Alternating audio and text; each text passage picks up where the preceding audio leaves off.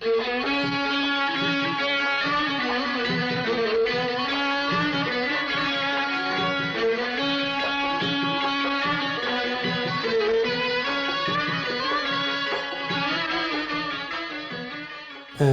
عرفان عوسمان ئەحمەد سەرۆکی ڕێکخراوی بژانەوەی کەلەپوری کورد ئەم ڕێکخراوە لە ساڵی 2012 تۆمارکراوە لەلایەن حکوومەتی هەرێمەوە لە 2015 ئەم شوێنە بۆ بە مۆزەخانەی کەلەپوری کوردی دیارە میلەتانی زنوی دنیا بە کەلەپور و شوێنەوارە ناسرێنەوە کورد میلەتێکی گرنگی ناوچەی ڕۆژهەڵاتی ناوڕاستە ئەم پارچە کەلەپوریانی کە لەم مۆزەخانەیان لەم بینا کەلەپوریە نۆژەن کرد نمایش کراوە ئەگەڕێتەوە بۆ 200 پێش ئێستا دیارە حکوومەتی هەرێم لە ساڵی 2007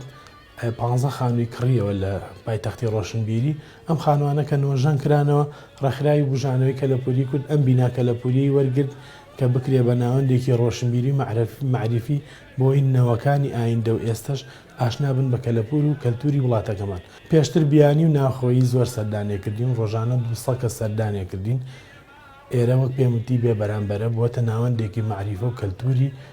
کەلتوری و شوێنەواری پایتەختی ڕۆشنبیری ئەکرێت زیاتر ئاور لە کەلەپور و مێژووی وڵاتەکەمان بینەوە بۆی ئەم نەوەنوێی کەیان ئێستا ئاشنانین بە کەلەپوری باو باپیرانێن ئاشنانین بە خانۆ کۆنەکانمان یعنی پێشتر لە سلێمانیە ئەم خانۆ کەلەپوریانە کە هەبوون بەبێەوەی ساردکەرەوەیان تیاابێ بەبێی کارەبایان تیا بێ ژیانی ڕۆژانیان زۆر لە ئێستا گرنگتر بووە ئێرە کۆنتترین میوانخانەی شاری سلێمانیە پێشتر ناوی ئوتێل فەرج بووە بەڵام بەهۆی مروری زەمەن و باران ئەو نقطەی سڕیوەتەوە بەوە بە ئوتێل فەرە لێرە ئەم شوێنە لە ساڵی 1923 دروستکرا ئەم میوانخانەیە تا ساڵی 1970 پێشوازی لە گەشتیاران کردووە بەهۆی جەنگی عێراق و ئێران ئەم شوێنەش داڕوخاوە لە 2012 حکوومەتی هەرێم ئەم شوێنەی کڕیوەتەوە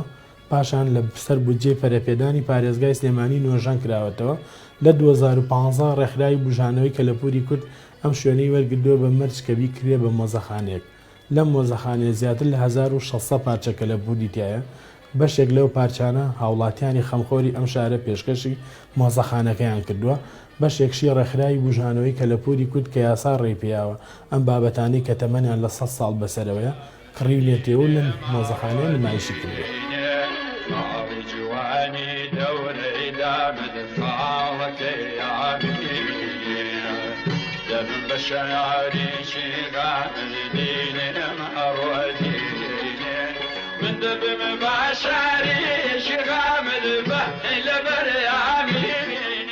ئەو پارچە گرنگانەی کە لەناو ئەم مۆزەخانن ئەم مۆزەخانەی ئێمە پێگاتووە لە هۆڵێک و نۆژور هەر ژوورێک تایبەتمەندە بە پارچەیە گیان بە مێژووی شارەکە بۆ نمونە یەکەم ژوورمان ئەگەڕێتەوە بۆ ئەو ژیانە سادەی کە با باپیرانمان سەدەیە پێش ئێستا بەڕێیان کردو بۆ نمونە ژووری کوردی چۆن بووە یا ئەو پارچەیەکی گرنگ لە ژووری کوردیایە کە سەلاجەیەکی ماڵی شێ مەحمووی نەمرە کە پێشتر بە نەوت ئیشی کردووە پێشکەشی ئەم مۆزەخانەیە کراوە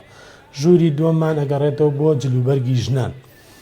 کۆنتترین جلوبەرگی ژنان کە لەم مۆزەخانەیە پارێزراوە کەوایەکە پێڵەن کەوای حەوڕان مێژوەکەی بۆ سەدەیەک پێش ئێستا گەڕێتەوە ئەو بابەتە جوانکاریانە لێرە نمایشکراون کە دایکان و خوشکانمان پێشتر بەکاریان هێناوە هەموو دروستکراوی ناخۆی ئەم وڵاتەمان بوون هەمووی بە دەستی ڕەنگینی خۆیان دروستیان کردو ئەم ژووری کە لێران بەرنامەی تیا تۆمارەکەین ئەو پارچانن کە با باپیرانمان پشتی ئابووری وڵاتەکەیان پێبەرز کردوێتەوە وەک چنین و ڕستن وەک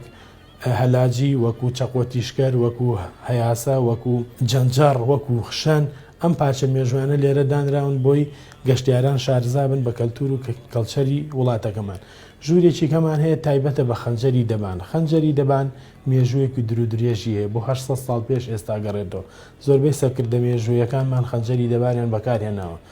مێژووی ڕەچەڵەکی کوردە لێرەیە خەنجەری دەبان ژوورێک تایبەت کراوە بە خەنجەری دەبان ژوورێکی کە تایبەت کراوە بە چینین ڕستن ژوورێکی کەمان تایبەت کراوە بە دەستنووسی باباپیرانمان کە مێژویان بۆ 150 ساڵ پێش ئێستا گەڕێتەوە ئەو دەستخەتانە لە باباپیرانمانەماونەتەوە ئەوانەش مێژووی گرنگی ئەم شارن لێرە پارێزراون لەگەڵ ئەوەشا دوو پارچەی گرنگ لەم مۆزەخانەیە دانراوە کە یەکێکیان پیشەی جوولەکە کۆنەکانی سلێمانیە و پارچەی دووەمیان سەلیبێکە واتە خاچێکە ئەگەڕێتەوە بۆ کریستیانەکانی سلێمانی دۆزراونەتەوە لەم مۆزەخانەیان نمایش کراوە مێژوەکەی بۆ سەدەی 18 ئەگەڕێتەوە گرنگترین خەڵکە ئاماژەی پێ بکەین پولی شێ مەحمووی نەمرە کە لە کوردستانە لەو سەردەمەدا لە ساڵی 1923 لە سلێمانی دەوڵەتێکی کوردی ڕاگەێنێ بە ناوی حکوومەتی کوردستانی جنوبی لێرەیان نوسقەیە لەو پولیان نمایش کراوە لە مۆزەخانەی کەلەپۆری کورد.